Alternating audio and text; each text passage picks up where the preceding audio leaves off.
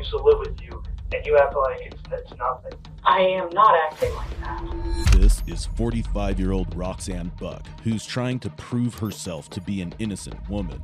She was the last person seen with her 21-year-old roommate, Michelle Johnson, just before Michelle was found dead in their own backyard. What drove this senseless act defied logic, and when the truth emerged, it left even seasoned detectives stunned. Roxanne, it has to stop right now. The lies have to stop right now. No. You have to start talking to me. It's not about no. I didn't kill Michelle.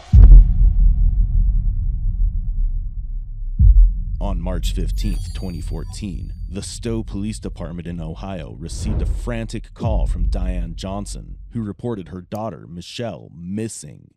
Diane had left Stowe on March 12th to visit family in West Virginia and left Michelle with her roommate, Roxanne. Everything seemed normal until Michelle's last Facebook post at 12:06 p.m. on March 14th. Shortly after that post, it was as if Michelle had fallen off the face of the earth. With no news of communication from Michelle, it was clear that something had gone awfully wrong. Concerned, Diane contacted Roxanne, but she claimed not having seen Michelle either. However, when police arrived the next day, they discovered Michelle's body in a shed in Roxanne's backyard, hidden beneath an old tire and blanket. Determined to uncover the truth behind Michelle's disappearance, detectives turned their attention to Roxanne Buck, as she was the last person known to have seen Michelle alive. When's the last time you saw Michelle? Around 12:45 yesterday. Last night, as in the morning, or 12:45? More afternoon. 12:45 in the afternoon yesterday? I know this because I was supposed to pick my friend up from work, and she called me and said that I didn't have to. So it's on the caller ID. On the caller ID of the house? Yeah. Okay. And I left shortly after because Michelle said she was having people over and asked me if I was working because I work at home. And I said no, because she didn't want. Yes. What, do you have a American Medical Response. I work for. Okay, keeping in mind I'm old, and I'm just gonna make sure I got this all straight in my head. You Okay. last saw Michelle at the house on Maple Park about 12:45. You got a call about a ride. Now, Yeah, I was supposed to pick up my friend, and she called to say I didn't have to because her husband was coming to get her. okay. So I was looking at the time, and Michelle said she was going to have people over, and I'm like, yeah, okay. So Well, I'll make myself scarce because I try to do that when she has people over. They're loud. Okay, and so you left shortly after that? Yes. Okay, and where did you go? I went to the park, and then I went to Barberton to see a friend. Which park? In Stowe? Yes. Which one? What's it called? You're driving towards Monroe Falls, and it's right before the bridge and the railroad Is tracks. that Rust or something like that? Yeah, it starts with a B. There's There's a farmer's market there. Okay. And who did you go see in Barberton? His name's Kiss. Kiss? It was only for a minute. And I don't know the exact address, but it's on Waterloo. his nickname is Kiss? Yeah.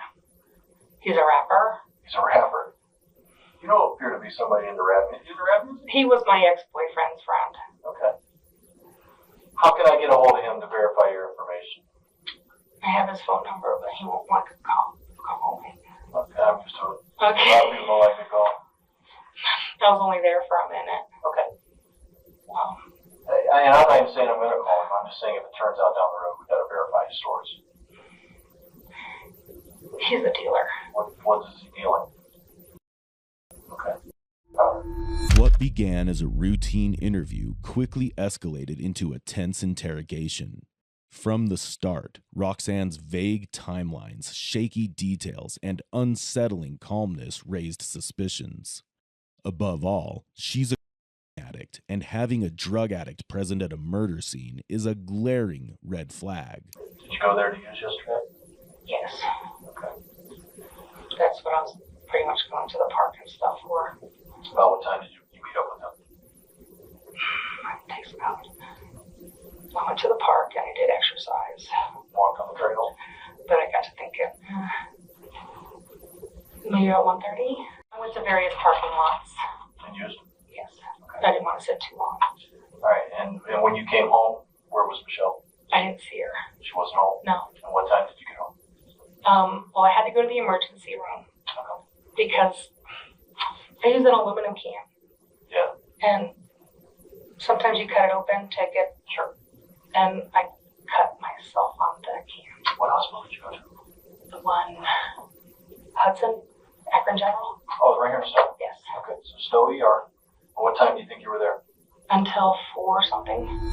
Roxanne last spoke with Michelle at 12:45 p.m. on Friday, nearly 40 minutes after Michelle's last Facebook post. After that, Roxanne left the house and, during the 5 hours between 12:30 and 5 p.m., allegedly purchased more drugs. She also sustained injuries that were severe enough to require hospital stitches. While such behavior could be attributed to such a severe addict, Michelle's autopsy revealed something far more chilling. She had 32 stab wounds, likely inflicted by a knife. This alone casts a dark shadow over Roxanne, pointing to her as the prime suspect. However, until now, the detectives have withheld the news of Michelle's death. When they finally reveal it, her reaction is going to leave them shocked. Let me see her at the hospital. No. No, Michelle's dead. Now, they found her in a shed back there. Okay? We need to establish, again, your activity. Not because I think you did this. This is just standard operating procedure. Okay? Before I go any further, Roxanne, did you hurt Michelle? No.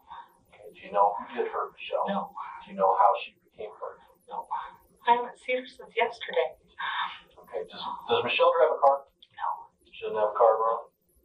Does she use her mom's car or anything like that? But her mom's in West Virginia with the car. Okay. Okay, that's one of the things they asked me to ask you. Her mom's gonna be devastated. I was there all day. When? I'm not sure. At first I've heard about it. You need to call her mom. Well, actually, her mom's the one who initiated the call to us because she was worried that she didn't come home. So she called us, so we went out to the local park. And Yeah, we talked earlier. Me and her mom. So Michelle's mom called us. We went out to the house, and that's where we found Michelle. Alright.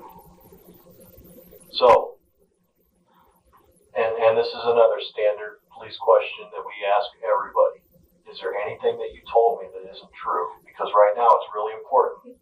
I even told you the truth about the drugs. I understand, and I appreciate it, Roxanne. But it's real important now. Everything has to be 100% truth. Okay, because if you don't tell truth, that makes you look bad. You understand? Yes. I mean, you watch the shows. You understand where I'm going with this. We don't want you. The shows aren't real. No, the shows aren't real, but there are some things that are true about them. It's real important that we only get the truth here. Okay?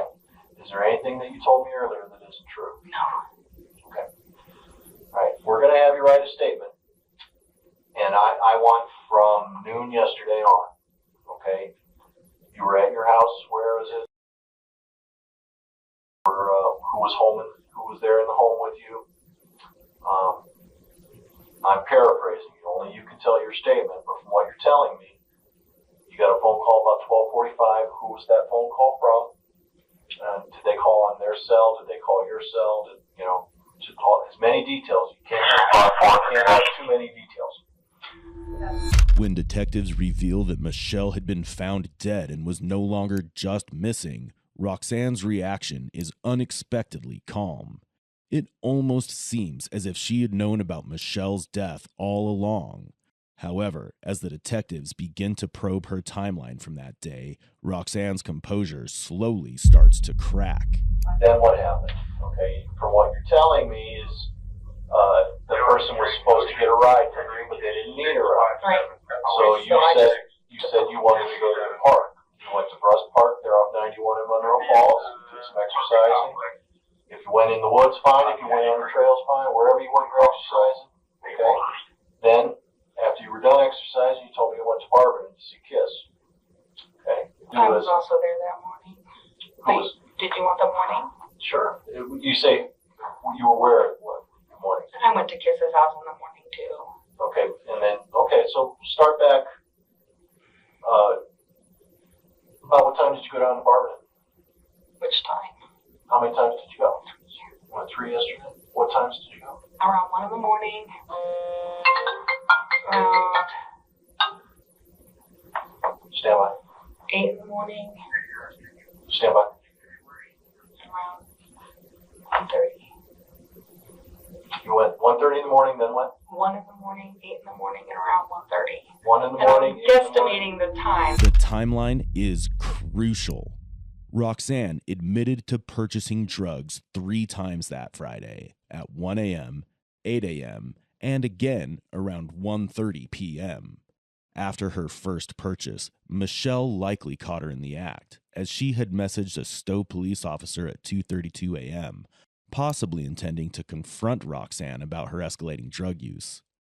The last known communication between Michelle and the officer occurred 5 hours later, shortly after Roxanne's second drug purchase. Which hand did you cut? This one. Your right hand? Mm-hmm. And that's your all 4 fingers? Well, yeah, a little. Which ones did they These archery? needed stitches. Okay. So your ring and your pinky. Yes. Ring and pinky on left hand. Yeah. I was trying to scrape. And it bounces back because it's like that. And that's What bounces back? the can. You flatten it out to scrape it. And then if you accidentally let it go, it bounces back. And I try to put it down like that, and that's when it got me. And then it's cut. Yes. Alright. So you said there were 3 times. You said 8 a.m. What was the next time?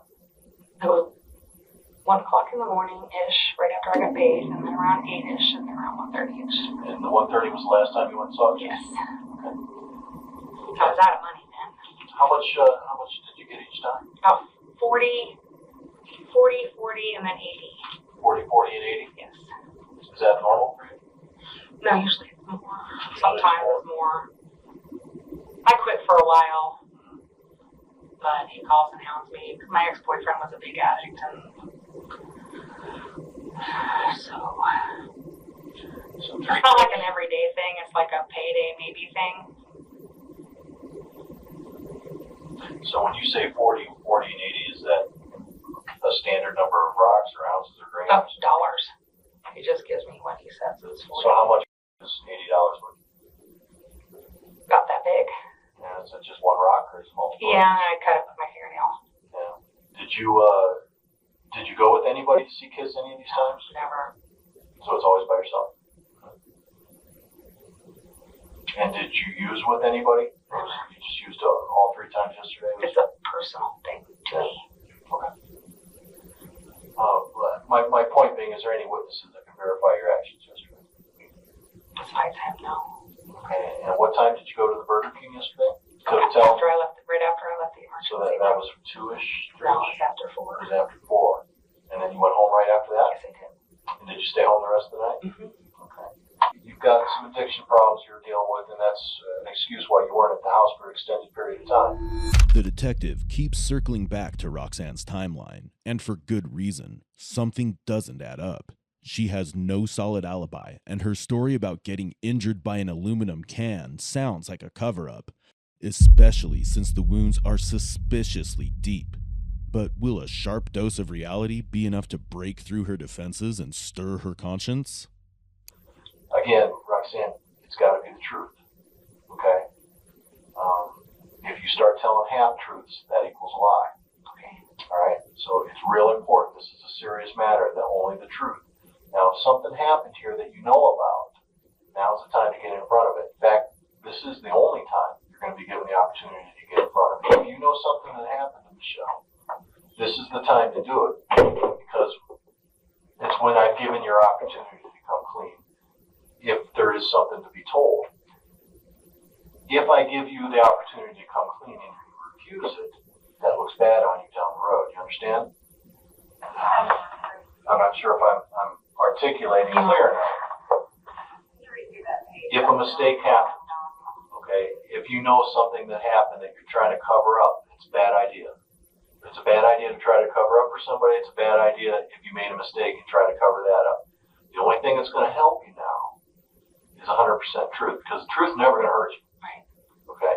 And when we're done with this conversation, you are going home.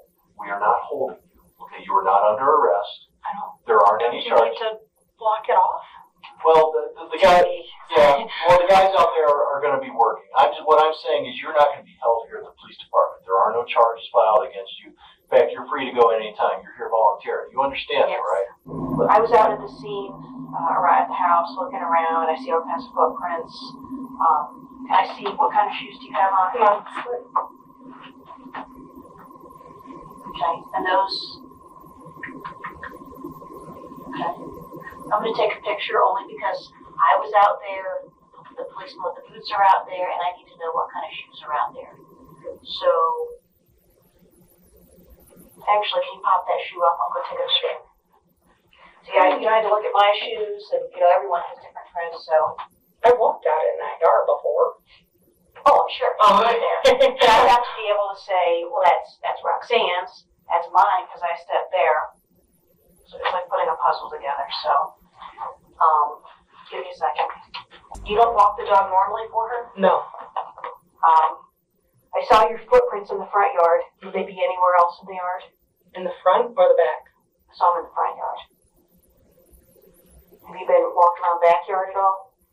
Yesterday when Michelle and I were smoking in the garage, she let the dog out. Mm-hmm. I had shoes on because I was going to pick up my friend, and she didn't. And the dog was hopping around and playing, so I tried to walk the plank, but, I probably got in the mud trying to get her. Where? There's a wooden plank. There's wood by the door. Back door? Yes. Okay. So I just tried to step on that, and I might have went off because my shoe was muddy. Okay. If I could, I'd like to take a picture of both shoes together, and then I'll give you your shoes back. Put on your face. Oh, sorry. That's okay. That's okay. I will be back in a second. It probably sounds odd. Not in any trouble, okay? But I need to keep your shoes for just a little while. I'll go get you another pair of shoes at the house. Only because we have to eliminate prints, known prints. So I apologize. It's sort of a standard thing we do. You're not in any trouble, but I need to hang on to the shoes. I know. I'm sorry. I'm not going to keep them forever. If you have another pair, I can go out to the house and grab them for you. Yeah, but they're slippery. Well, I'm not going to keep them forever. Just a little bit. It's kind of an important thing. Roxanne agrees to give her footprint, unaware that it will become a key piece of evidence used to pin her down. What she doesn't know is that the detectives have already secured the suspect's footprints and bloodstains scattered throughout her room. That evidence match alone is enough to directly link her to the crime, leaving little to no room for doubt. But she continues her game of manipulation, and soon she's about to make some more grave mistakes. What was the last time that you saw Michelle alive? Around 12:45 yesterday. And that was Thursday or Friday. 12:45 Friday. Yes.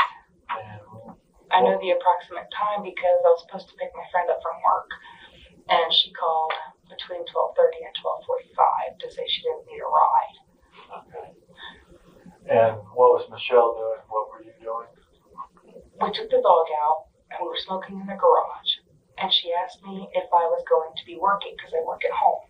Because she said she was having people over, Okay. and she didn't want to disturb me because I make calls and stuff. Okay. And I said, because at Fridays I usually blow off, because as long as I do 40 hours before Saturday night, I can, work whenever I want. So I told her no. And I said I was going to make myself scarce for a few hours so they can do whatever, because they're loud. When she has people over, they're pretty loud. Who did she have over? I don't know her friends. I stay downstairs unless I'm cooking or showering. Okay.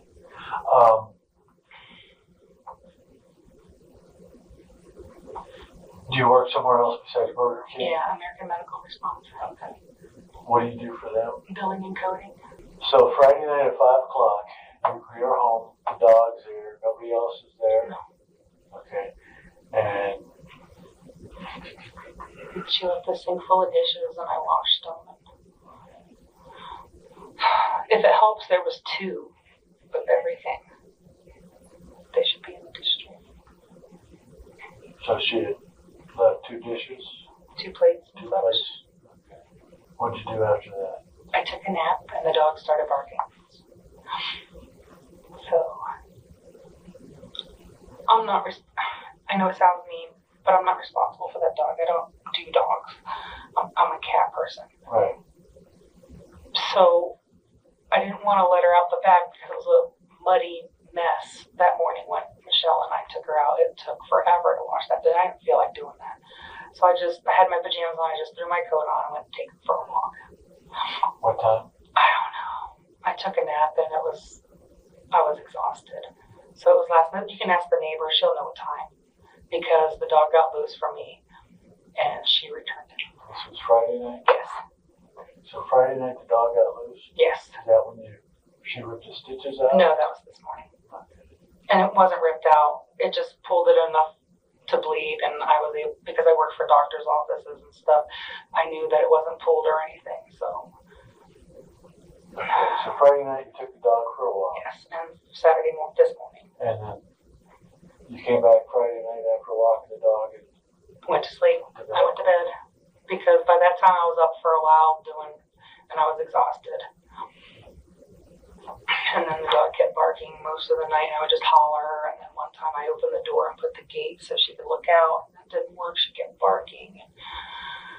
So I didn't sleep much. Roxanne had been treading carefully until, like many criminals, she slipped up. And her first mistake? Claiming her injury was severe enough to require stitches, yet somehow returning home and casually washing dishes. That just doesn't add up. Then comes her shaky story about the dog. She struggles to explain what she was doing at that time, but detectives had already spoken to a neighbor who reported seeing her shooing the dog in the backyard, the very spot where Michelle's body was found. The detectives will soon realize that Roxanne, behind her lies, she's hiding something much bigger and darker. Oh, a 12-ounce can. like pop can? Yes. Okay. You poke holes in the top, then you poke a hole towards the end, and then you put ashes on there, and then you put that on the ashes.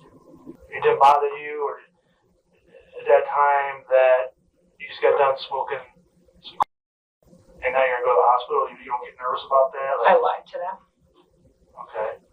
I told them I was walking down the stairs with my lunch and had a knife here and a dinner plate here, and that I fell and grabbed the railing. But they looked at me funny because it's not cut like that. It's more like a circular can. So you're saying, show me how to cut your finger. Which was the shape? Like if you draw a finger. I took pictures. Did that? Okay. Show me on this being your pinky and your next finger. This one's here. Okay.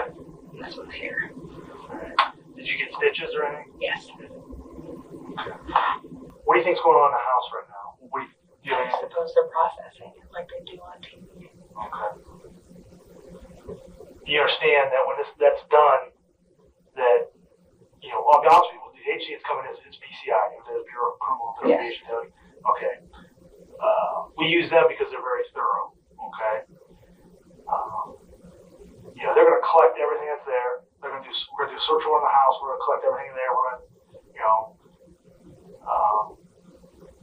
so all that stuff gets collected and gets processed, and we do the cop thing like you see on TV. It doesn't happen as quick as it happens on TV, but it does happen. And then we got 20 officers working on this right now. Okay. It's kind of ironic that you have cuts on your finger. I know. You know what I mean? I know how it looks.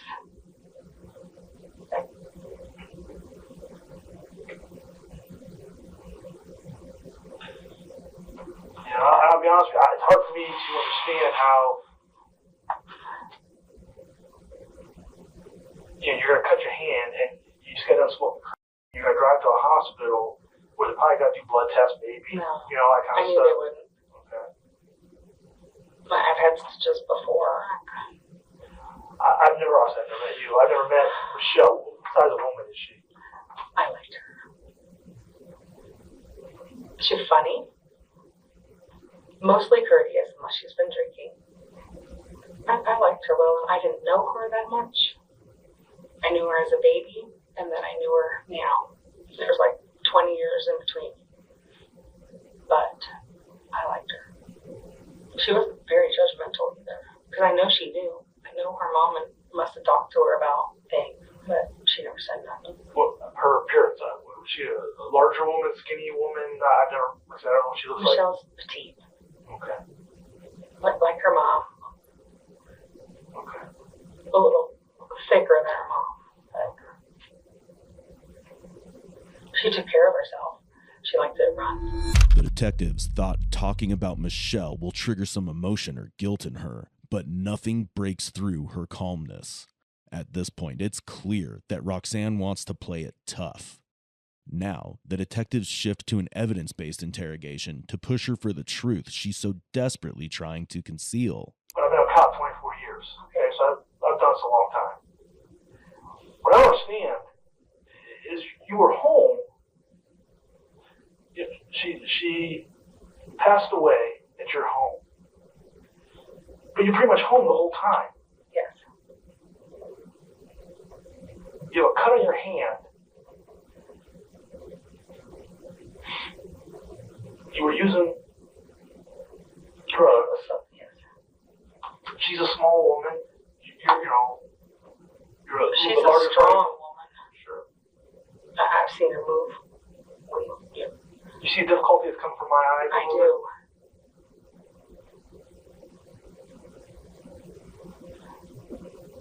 I don't know what to tell you.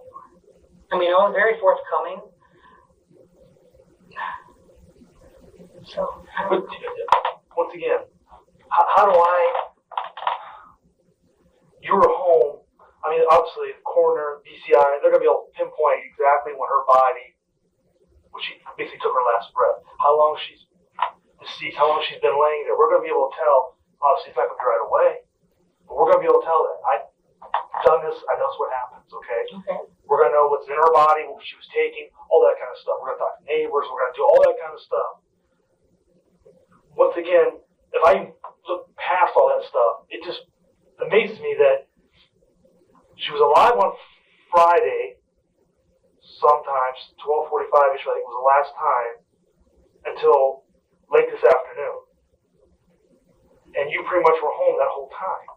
On and on, yeah. Well, today, most of the time. Right. So, it's kind of hard to. How does she get put there? How does, I mean. I don't know. There was nothing inside the house that said anything. I don't know. Is there blood inside the house? Not that I see. When you come home from the hospital, you said you did the dishes because it was a mess. Yeah. So you cut your fingers Mm-hmm. and you do dishes. I went to Burger King too and did dishes today. Okay. Do you put a glove on or how? Just the bandage. They said it was okay to get wet. Okay. Roxanne was home for most of the time when the incident occurred. So even if someone else had committed the crime, there's no way she wouldn't have noticed something happening just a few feet away. Her blunt denial doesn't just raise suspicion, it screams guilt. How are you feeling right now? What's going on inside you? I'm tired. I'm sure. I'm confused. What are you confused about? Um, Are you scared? No, I'm not scared. Frustrated a little because he said I could go home and that was 4 hours. I'd like to be with my brother because I feel alone. Sure. So that confuses me that she said she was going to get my shoes and I never got them. And I know that all sounds selfish. I know it does. But my brain just feels like shutting down because it doesn't know what to think. But you understand, I know that. I know. I do. I understand. It just doesn't make it any better here. did you harm Roxanne? Or Michelle? No, I did not. You didn't harm her. No. Who did? I don't know. I mean, you paint a picture of a woman who seems to be pretty nice. She wanted to be a police officer. Now, granted, Yeah. I don't know who she ran with, but her mom, from what I'm being told, paints a pretty good picture of her. And she partied some, but I don't think overly excessive for 21. Okay. So I don't know. Like I said, once again, you have these cuts on your hand. You have an issue with her dog. You don't like her because the OCD stuff. Yeah, but none of that is worth nothing. It's just petty complaints. Okay. Sometimes it paints a bigger picture, though. I mean, I deal with those frustrations by calling my son and my brother, Amanda, Facebook. Why'd you start using drugs again? You said you were kind of clean there for a while. It was just stress. My son was gone. You know, he was in New York over the holidays. It was a little depressing. So I just did. Well, what made you decide to use Friday? What was the catalyst? What was the trigger? There was really no trigger. I knew that next week's pay wasn't going to go towards any partying or anything because I was going to pay off my 401k loan so I can recycle it. And so I figured I just got a little teeny pay. I might as well. I was up. There was no trigger. When's the last time you went out in the backyard? Yesterday to get the dog. So I'm talking maybe Friday? What time was that about again? That was around noonish when Michelle, I was still in the bathroom and I heard Michelle and the dog. I'm like, well, I'm going to come out of the bathroom so she shouldn't think I'm doing nothing because that's where I hide and Diane knows that. So I'm just talking to her and she had her slippers on and the dog is doing its wrong thing. And usually she goes out there, but I already had my shoes on. So I just went, grabbed her by the collar, pulled her in. We played tug of war with a towel. Michelle cleaned her up. We smoked a cigarette. Oh, Roxanne, you know what? I've interviewed probably hundreds of people, okay, in my career. And there is a dead woman in your backyard. I know. That somebody used to live with you, and you act like it's nothing. I am not acting like that. And if You show me it zero seems that emotion. way, I'm not good at that. I never have been. Like, I didn't even cry at my father's funeral or my mom's. Roxanne remains eerily cold about Michelle's death, showing not even a flicker of grief. She is more desperate to go home than to cooperate in finding Michelle's killer.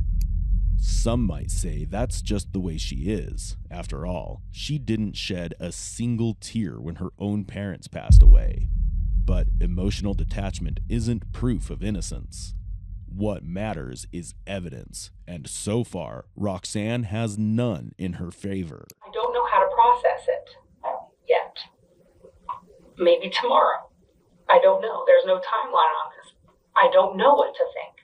And I've been here for 6 hours. Sure.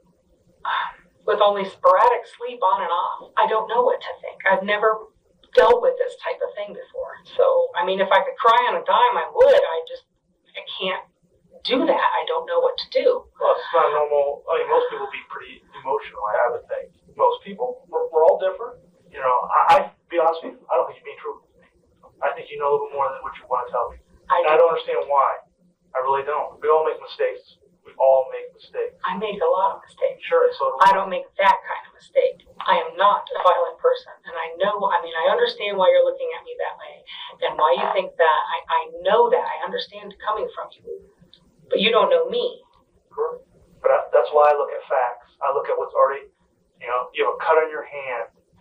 You know, you're home when I thought my next paycheck that when she took her last breath, you were there. No. They said she died violently. I would have heard something like that. Okay. Well, if you last saw her yesterday, and she was found this afternoon, and you pretty much were home the whole time, minus the dog issue. You understand where I'm And going? the ER hours and stuff. I don't know what to tell you. I mean, a lot of my time is spent. I am telling you the truth. Did you get the cut on your hands from a knife or No, from a can. Because the doctor will be able to tell us that. They will tell you I got it, that I said I got it from a knife. No, they can tell what cuts are from. Okay. Whether from a can or from a knife or from a razor or, you know, anytime you go into the hospital for stitches or something like that, they ask you how it happens, okay? And then they can tell from their professional opinion what it looks like how it happens. Then ask them. Okay. Well, we will be doing that. Okay. Part of the other problem is, you know, you said you weren't in the garage other than smoke, but your footprint, or part of your footprint, is in some of the blood that's in the garage. Okay. So how did that get there? Why would there be blood in the garage if you weren't bleeding in the garage? I don't know. It wasn't just the bloody footprint in the garage. Detectives also uncovered 32 blood spots scattered throughout Roxanne's bedroom. And if that wasn't enough, forensic analysis revealed Roxanne's DNA under Michelle's fingernails. a chilling sign of a violent struggle. At this point, the evidence doesn't just point to Roxanne. It's on its way to be her behind bars. The truth can no longer be ignored as detectives prepare to confront her with the damning evidence found in both her bedroom and her car. I didn't see any blood. I don't usually wear these contact lenses. I wear glasses that are 3 years old when I'm at home. I don't know. And these are all questions that come up to us, okay? Mainly, you're home almost the whole time, other than a couple hours here and there. I'm always home. Except for a couple hours here and there. And you're telling us you're buying, okay? Is there somebody else we should be looking at? No. Is there someone that came to the house, maybe brought your No to you? people, no. Did Michelle catch you doing in the bathroom? Maybe there were some words said No. or something. She wouldn't have said nothing anyway. She's not that kind. She would have just told her mom. When the sergeant asked you a question about your footprint and your shoe was in the blood, your immediate answer was your contacts, whereas 3-year-old contact. I've had contacts I've in 4th grade. I've never had an issue where I couldn't see enough to where. That's because I'm getting frustrated. Because it's just an answer to a question. but I've been here so long. When I told I said everything I know to say. Everything I've done. I told you the truth. So your answer to your footprint bringing in some blood is because your contacts. He asked me how I didn't know. Okay. That's how I didn't know. You didn't see I didn't blood on the ground see. because your contacts. I didn't see blood on the ground. Probably because of my contacts. I'm not paying attention. I don't pay attention to something I do 1,000 times a day. So yes, now I'm getting a little defensive because put yourself in my shoes. Well, I do. I sit here. I think if I'm sitting there, what do I want this officer to say to me? And that's how I come up with questions. Okay.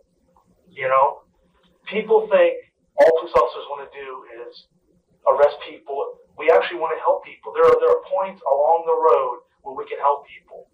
And right now, you're at that point. I did not do this. You didn't do what? Hurt her. Well, you live in their house. I know. I You live gotta hear what downstairs. goes on. We've been in those apartments. I mean, there isn't much space between the walls that you don't hear When I'm what's working, going I put on. headphones on with my computer, so I don't disturb. Yeah, but I'm saying when they have people over upstairs and you're sitting downstairs, I'm sure you can hear what they're talking about, who's over, if it's a male, if it's a female, or what's going on. Those apartments aren't built that well. Yes, but I don't know who they are. I've heard of people there. I think it was last Tuesday. She had a male and a female over. Because I asked them to keep it down because I was off. She didn't know I was off. Until she brought the dog through, and then she's like, "Oh, I'm sorry, I didn't know you were home because I work at night." But the only time she introduces me is if I go up to cook something and they're there. I don't remember their names.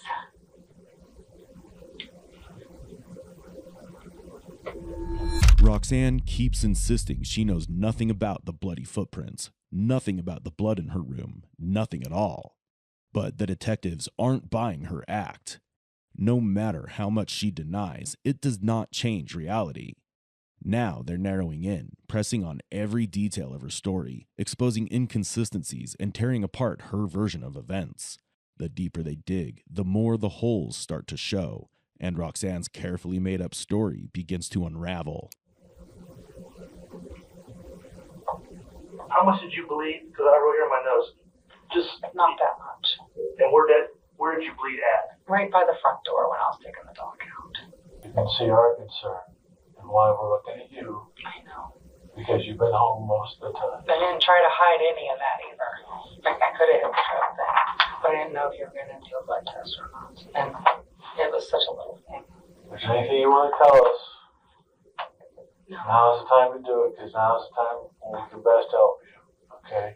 Because if the evidence starts piling up, okay, it's going to be a lot more difficult for us to be able to help you. Okay? When someone comes forward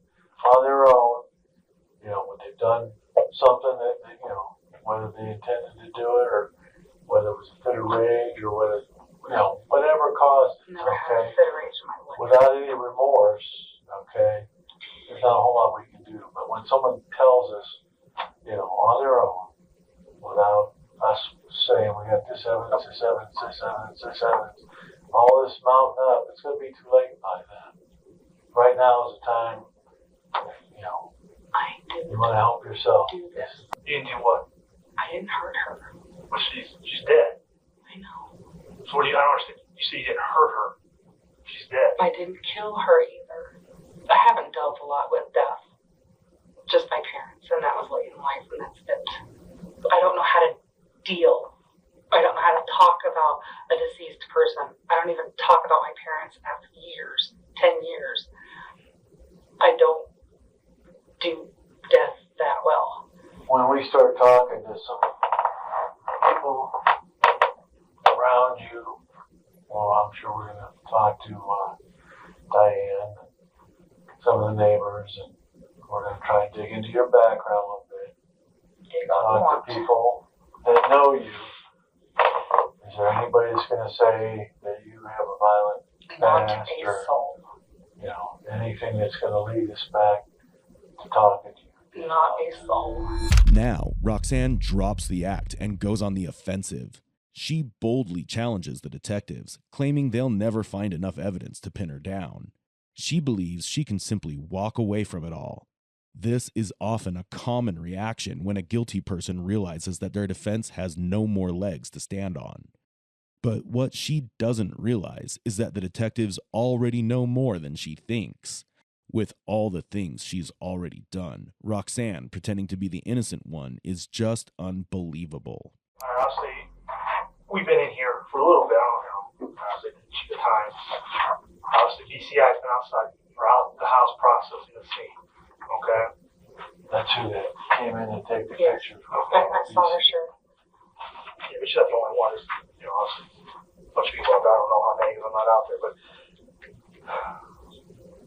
they already determined that the incident took place in your bedroom. What? Okay? You need to be honest and upfront with me right now. Roxanne, it has to stop right now. The lies have to stop right now. No. You have to start talking to me. No. It's not about no. I didn't kill Michelle. There is cleanup. They found it. They're going over the blue light. They're going to be told where the blood was diluted. I It's didn't underneath your bed. do that. Roxanne, it's in your bedroom. I wasn't there. They I know where didn't she do was that. That's what we just sat down and talked to her. It's in your bedroom. You were home. You need to be honest with me right now. It needs to stop. I You need to wasn't help home. yourself. I did not do this. They're going to find out. They're going to put everything together. Didn't do This this. is the point where you need to help yourself. We can only help you right now. I did not do this. How do you explain? It's in your bedroom, right? I don't know how to explain it. And the cut's on your hand. I know that. When you do this motion, it's very common.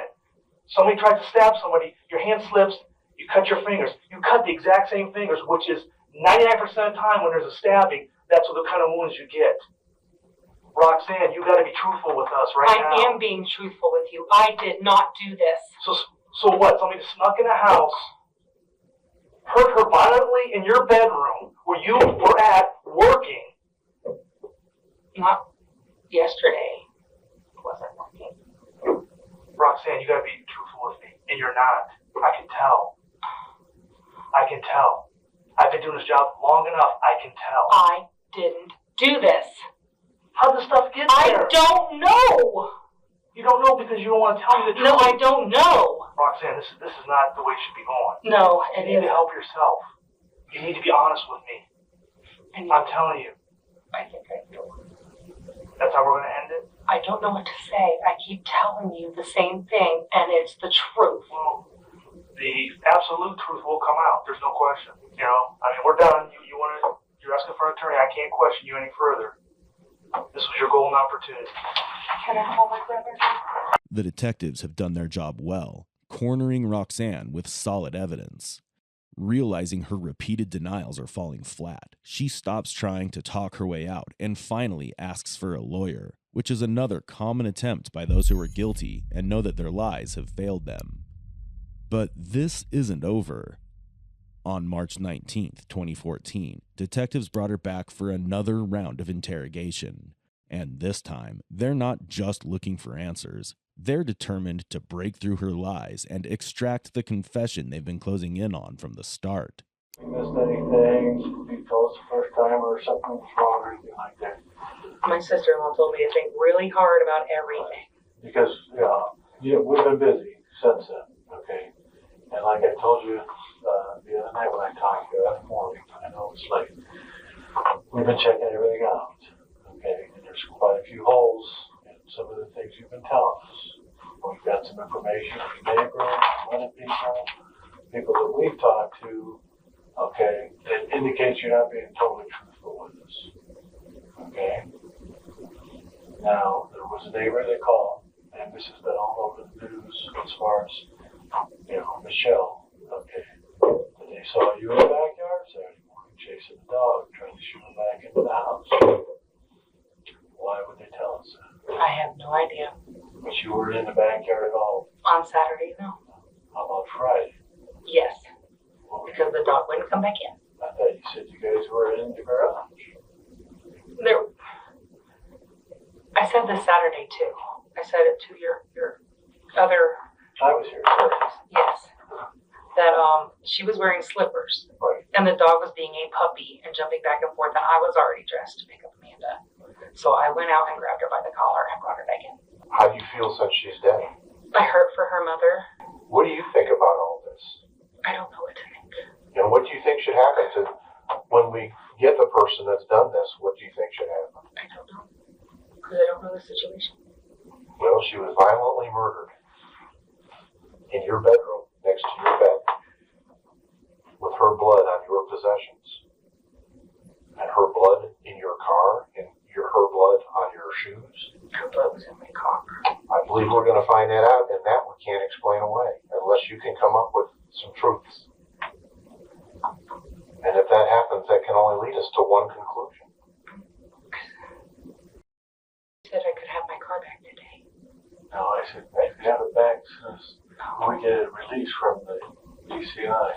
But there's still evidentiary value to that for us, and things that we can't explain, which we were kind of hoping maybe you could help us with. But I mean, look at it from our point of view. I do.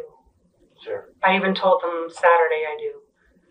There's no reason for Michelle's blood to be in your car. What are we supposed to do when they call us and say that it is in your car?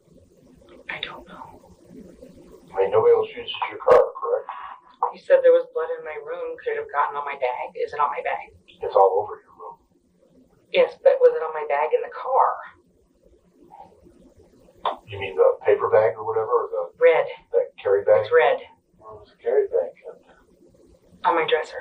There was a lot of blood. Okay. There's two types of blood that was in there. Okay, we know that much so far. Now, part of that process, we'll probably find out sometime tomorrow. Hopefully by tomorrow afternoon. If any of that blood is yours, if any of her blood is connected with it. Or on your stuff, and your clothes, and your shoes. Now, if that happens tomorrow, there's nothing we can do to help you. You can talk to us today and tell us what happened. We can help you as much as we can. But We think we can explain away some of this stuff if you'll just let us know what happened. You know, we can fill in some of the blanks and see how some of this stuff goes. But we can't do that until you start to open up and let us know. And I think it is a burden on you. And I think you do want to tell somebody. And I think you do want to let go. Roxanne's confidence takes a serious hit when detectives drop the bombshell that Michelle's blood was found in her car and on her bag. She clearly did not expect such evidence, and for the first time, she's visibly shaken. But the detectives aren't just after signs of guilt. They want the full truth, so they keep pushing, determined to get the closure Michelle's family deserves. Even if you guys weren't close or you weren't close with Diana, it's another human being. And And it's a young female that took a very violent turn. And you know, you don't seem like a bad person. And goofy people have, you know, they're living humans, loving people. Amusing. I mean, was she goofy enough? No, When she's you say- amusing. I mean, I like to be amused. does that bother you? No, I don't. I love it. That's one of my favorite sayings for the past 20 years is I love to be amused. But you hear what I'm saying? Is that Yes. that we're trying to help in her memory, give closure to Diana for losing her daughter, help you if there was something that happened that night, you know, that we can explain through. And down the road, you know, people that take responsibility for what they do always do better than those that deny until the very end, when nobody can help. Who do you think did? Can I go now? Well, you know, like we told you before, You can go anytime you want. right, we're not holding you here. You're not under arrest or anything like that. We're actually, believe it or not, and people don't believe it, we're actually trying to help you. Is your blood pressure people still here? We can get connected to a fire department. You need a blood pressure check? I don't know. I'm shaking. Roxanne's voice trembles and she struggles to keep her composure. She even requests a blood pressure check, claiming she feels unwell. But is this genuine distress of getting caught, or just another tactic to stall the interrogation and gain sympathy? Either way, the question remains, how long can she keep evading justice? Is there any more questions? We just want you to help yourself. And help us understand. Unburden yourself. Get it off your chest. Just tell us what happened. You're going to feel a lot better. You'll be able to. Even if it's in a moment of weakness and you just go crazy, stuff like that can still be explained. I know that. Social work, remember? Yeah, exactly. You should know. And that happens all the time. And those aren't bad people. There's bad situations and bad moments. There's lots of bad moments in life.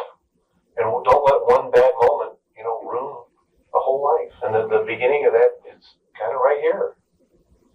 If I had money, I would have had somebody illegally to speak with by now. Yeah. And how would that help you, though? I mean, what would you tell them that you can't tell us? Because they could just tell me what to say. Well, you know what to say. I think you do know what to say. And what do you say? And how to act. You tell the truth. You can't go wrong by telling the truth. I know. Well, You can do a terrible, terrible thing, and when you lie about it, the lies become as bad as what happened. When you tell the truth, that negates part of the badness because you take responsibility for it. Yes, this happened. This is what I did. This is why I did it. And people can understand that. When you lie about it, and then down the road somebody finds out about the lies, which always happens, people always find out. The truth always comes out in the end, they say. yes. And it does. And then the proof comes out in the lab results, and it puts you right where you're not supposed to be, and then it looks like you're lying all along. Whereas you can let it Just out. think what it means to people if you come out and tell the truth on your own without being prompted. It's all on you. That speaks volumes and says tremendous amount about the person that you are. When you can take responsibility, yes, we're not going to lie to you. We're realists here. There's going to be consequences. Things are going to happen. There's no doubt about that. But those consequences and those things that happen can be minimized. And they by can the happen under your control, and not by the prosecutor or anybody else. Or having somebody tell you what happened and proving that this is what happened, and you still won't say, you know, those are all bad juju things. When you come out with the truth on your own, again, that speaks volumes about the kind of person you are. And down the road to judges, to juries, to everybody else that's involved with this thing all the way down the road, that says a lot. That helps a lot. That gives people so much more faith in you. Again, you know, I don't know you. I don't think you're a bad person at all. I think something happened. Again, that was a moment of very, very bad stuff happened. But that can all be overcome. It's not the end of the world. I can't minimize it because, you know, it was a bad thing. But we can do damage control. At this point here, we're able to do damage control. That's what they said Saturday. And you can And tell, that hasn't gone anywhere. That hasn't really changed you anything. can tell it your side. You can tell it your way, rather than us. Putting the story to you. The lab technicians and the prosecutor going, well, this is what happened, and this is what happened, and this is what happened. When in all reality, you can say, no, this is what happened, And this is why. and this is And this why, is how. and this is why it took place. And if we have to put the story together to tell you how it happened or tell everybody else how it happened, and that's not how it did happen, and you know, and then now you want to tell what happened, that's when people say, well, she didn't, why didn't she say that right up front? Why should we believe her now when she wouldn't come forward before and say it? What makes you think that, you guys showed what happened, blah, blah, blah. Now she's come up with a story? At this point in time, you're the story. This all comes from you. And we can, I know it's hard to believe, and you're listening to me and you don't know me, but we can explain lots of things away. And we can actually help. When the facts come out, the true facts come out, and the lab tests come back, it's going to be too late for us to be able to get your story out the way that it should be right now, without any proof, without And help you through it. anything pushing you through it. This is going to be on your own free will. The detectives shift their tone and offer Roxanne a reality check, not as enemies, but as people who just want the truth. Oftentimes, changing the tone of interrogation from a heated demand to a softer request can cause suspects to let down their guard and admit the truth. It is an appeal to her inner humanity and whatever remainder of a moral compass she might have. As she sits in heavy silence, the weight of it all pressing down on her, and just when it seems she's on the verge of confessing, she says something that leaves the detectives completely stunned. And I didn't want to sound cold or anything, but I have to go to work. That's okay. Would you like to do that? That's legitimate. Would you like to do that on a clean conscience, or would you like to carry this burden with you even longer? I just like to work. And work's an outlet, right? Always. What else is an outlet? Relieving yourself of burden. So, can I go to work now? Sure. Unfortunately, the detectives were left without the confession they'd fought so hard for. But that didn't mean Roxanne would walk free. When it came time to face the jury, the detectives made sure she didn't get off easy. Roxanne Buck was officially charged with murder and tampering with evidence, and on October 21st, 2014, justice was finally served. Roxanne was sentenced to 15 years to life in prison for murder, along with an additional 3 years for tampering with evidence.